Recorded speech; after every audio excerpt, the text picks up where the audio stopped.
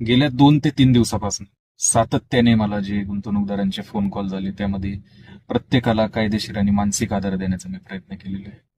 लोकांच्या व्यथा आणि लोकांचा त्रास काय असतो तो पुन्हा एकदा सिस्पे इन्फिनिटी बीकन नंतर मी काल जवळनं पाहिलं. गेल्या 2-3 दिवसापासून तो जवळनं पाहतोय. यामध्ये असं झालेलं आहे, एक मी इतिहासाचा वाचक आणि इतिहासाचा संशोधक आहे.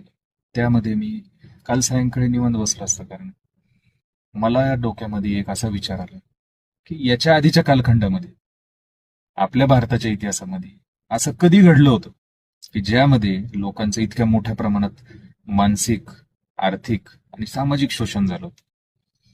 तर प्रत्येक काळामध्ये मला त्याची उदाहरणं सापडली. छत्रपती शिवाजी महाराजांच्या काळांमध्ये मोगलांकडनं हीच गोष्ट घडलेली आहे. बलाढ्य लोकांनी एकत्र येऊन गोरगरिबांना लुटलेलं आहे.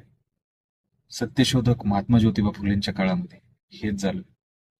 आणि भारतरत्न डॉक्टर बाबासाहेब आंबेडकरांच्या कालखंडामध्ये याच गोष्टींविरोधात त्या तिन्ही महापुरुषांनी लढा दिलेला आहे. मित्रांनो, या तिन्ही महापुरुषांकडनं प्रेरणा घेऊन प्रत्येक गुंतवणूकदारांनी अशा फसव्या कंपन्या असो किंवा असे फसवे जे लोक आहेत यांच्या विरोधात पेटून उठणं गरजेचं आहे.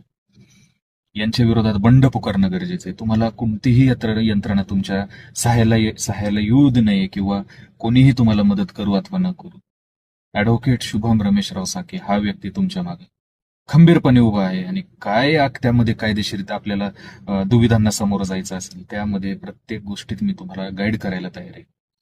यामध्ये फक्त एक मी सर्वांच्या साक्षीने आज एक प्रण घेऊ इच्छितो. कोणत्याही पद्धतीने काहीही झालं तरी या लढ्यातनं मी माघार घेणार नाही. शेवटच्या शोषित आणि वंचित व्यक्तीला जोपर्यंत न्याय मिळत नाही तोपर्यंत या गोष्टीला अंत नाही.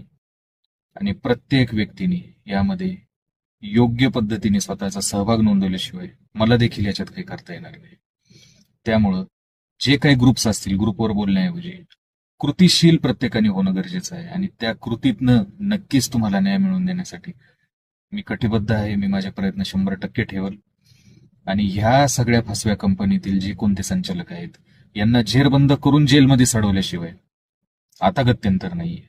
त्यामुळं सर्वांनी एकजुटीने एका आवाजामध्ये सरकारकडे असो, मीडियाकडे असो किंवा कोर्टाकडे असो ही मागणी करणं गरजेचं आहे. तोंडी स्वरूपात करणं गरजेचं आहे, लेखी स्वरूपात करणं गरजेचं आहे, तक्रार अर्ज दाखल करणं गरजेचं आहे. तर यामध्ये ह्या व्हिडिओतनं मला प्रत्येकाला एकच गोष्ट सांगायची आहे का प्रत्येकाने एकजुटीने यामध्ये एक मताने येणं गरजेचं आहे.